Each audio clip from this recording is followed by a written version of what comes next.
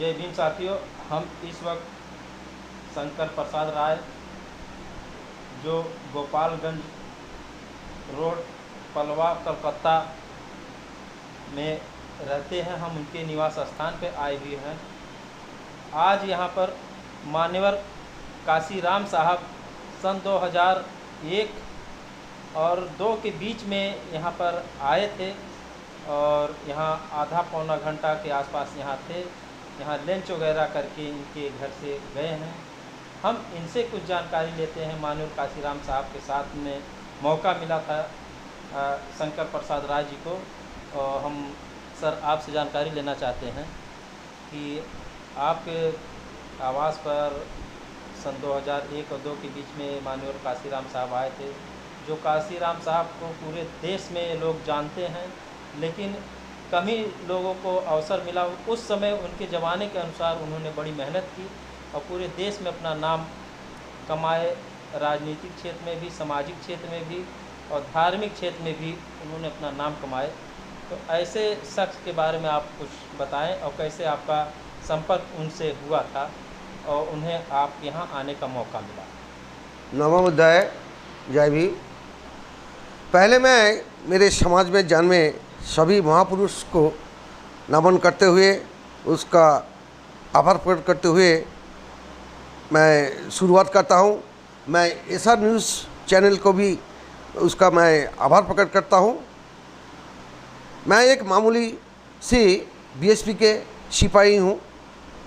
इसके बदौलत बहुजन नायक माननीय काशीराम जी 2001 से 2020 में हमारा घर पे आए थे। इसका भी एक इतिहास है। सन 1987 से 88 का बीच में समाज में हमारे चाचा जी माननीय पीके राय जी, बंगाल के उस टाइम के बीएसपी का कन्वेनर मान्यवर मोहन तालुकदार एवं रणजीत सिकदार जी का संपर्क में आए और उस टाइम से ही वो इस मिशन पे लगे रहे। उसके बाद बंगाल में जब पहले बार स्टेट कमेटी बना था, उसका वो जनरल सेक्रेटरी था। उसी का बदौलत साहब काशीराम को आना हुआ इधर 2001 के 2020 में। इस सिलसिले में साहब बंगाल में अनेकों बार आया, लेकिन हमारा समाज को जगाने का कोशिश किया। लेकिन इसका बाद भी हम बहुत दुखी है कि हमारा समाज अभी तक उसको समझा नहीं, हमको समझ में नहीं आता और हम सब विभाजित होते गए। इसका कारण तो अब मैं समझता हूँ जो पूना पैक्ट में हुआ था, उसी का बदौलत बहुत चमचे हमारा समाज में जन्म लिया। और एक बात इधर बोलना बहुत ही महत्व रखते हैं। मेरे जो दादाजी थे अनंत कुमार राय, वो भी हमारा समाज में ब्रिटिश इंडिया में भी जब पूर्व बंगाल था, उसमें हमारा ये शिक्षा का लिए बहुत कोशिश किए थे। उस टाइम उसने कलकत्ता में आके लोगों से भीख मांग के उधर हमारा जो दादा परदादा का जो घर था उधर जाके वो स्कूल बनाया। तो आज भी और एक बात मेरे को बहुत ही याद आता है, जब साहब आया था इधर ही ऐसा जैसा हमारा राजेंद्र जी बैठा है, इधर ही बैठा था। मैं उसका बगल में जब बैठा तो मेरा तरफ वो घूर के देखा। उसमें उसका आंखों में जो मैं स्नेह देखा हूँ, मैं आज तक वो भूल नहीं पाता हूँ। और मैं महसूस किया जे साहब कितना बड़ा महान थे।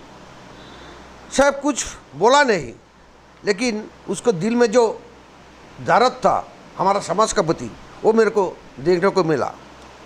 और उस टाइम क्या किया, हमारा परिवार का जितना ये थे, मेरे बड़ा लड़का था बाबिन, छोटा लड़का साहेब, मेरा भातीजे बाबाई, वो मेरा भातीजा मामून का गोद में लेके इधर बैठाया, फ़ोटो खिंचाया। उसका बाद वो साहब तो एक डायबिटीज़ का रोगी थे, इसलिए वो चाय वही नहीं पिए। वो थोड़ा खुश फ्रूट खा के इधर से 30-45 मिनट इधर रुके हैं और उसके बाद इधर से निकल पड़े।